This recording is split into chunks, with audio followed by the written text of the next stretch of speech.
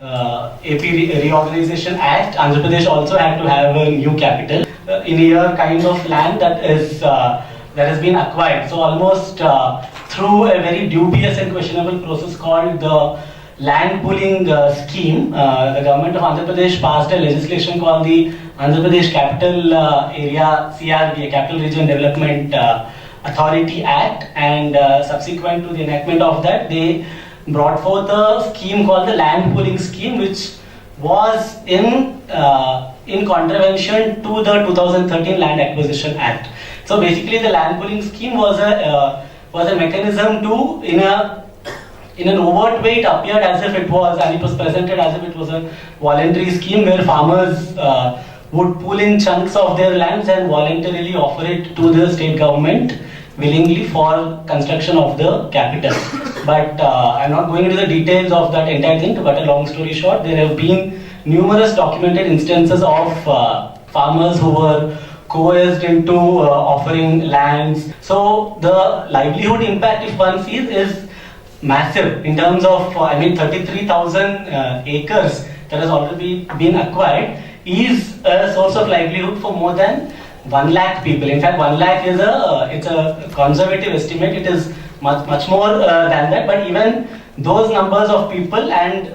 along with them, large numbers of agricultural laborers who are dependent on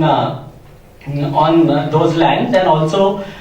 since it's very close to the Krishna River, almost the project area itself is in the floodplains of the Krishna River. So if one looks at it, there are different kinds of issues in terms of oppressive and enforceable land pooling and setting aside the Land Acquisition Act, and then not addressing concerns of agricultural laborers and fish workers and others who have at least a certain degree of minimal rights and entitlements under the 2013 Act. Then issues of environmental violations, and also the very serious factor of that the capital city itself being in the flood plain. There are all these violations, and being a highly flood prone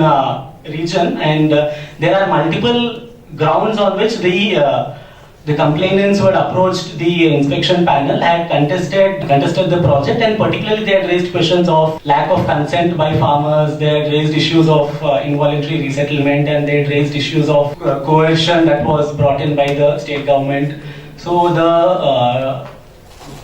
complaint was registered sometime last year in May 2017. Subsequently, the inspection panel visited the affected areas. It was a brief visit of 3 to 4 days, and it was indeed, one should say at least that part of the inspection panel visit was meaningful, because they were definitely open to understanding some of the concerns that the complainants had raised. The report of the inspection panel came out, but what was a very interesting twist was that the report was uploaded on the World Bank's website, but very soon, and even as one could actually fathom the little beneficial or good parts of the inspection panel's report and their recommendations, which principally pointed to the need for more detailed investigation, particularly on these aspects of lack of consent, on coercion, on issues of R&R and environmental violations. The bank, in fact, withdrew the report, and they said that it was an administrative mistake basically, and that the bank hasn't yet, the board of directors hasn't approved the report as such. So that subsequently again was put into limbo. So there was a further advisory issued by the bank, and then they put it aside for 6 months, saying that negotiations are going on with the Andhra Pradesh government to bring some of the violations or concerns that have been pointed out in the panel's report in compliance with the policies of the World Bank's policy basically. So there was a 6-month time granted, and again recently that was in December, and again in last June, a further 9-month extension has been granted. So basically, the point being, and in between this entire thing, what was also very surprising, and as far as I understand, probably the only time in the history of any such case in the inspection panel that a chief minister of the state goes on record and threatens oustees who went ahead. Although details of the ousties, details of affected farmers who had complained was kept secret, but still there was a threat issued, open threat issued by the Chief Minister, saying that legal action would be initiated against whoever has complained against the inspection panel. So this, as CSOs, is something that we found extremely objectionable, and also in a detailed subsequent letter to the executive directors raised, amongst many other things, this aspect as well. It's indeed it's a matter of disappointment that the World Bank has not. I mean, the larger issues about the merits of the project and the merits of concerns raised in the report. But even this aspect of a Chief Minister of a state going on record threatening the complainants and upsetting the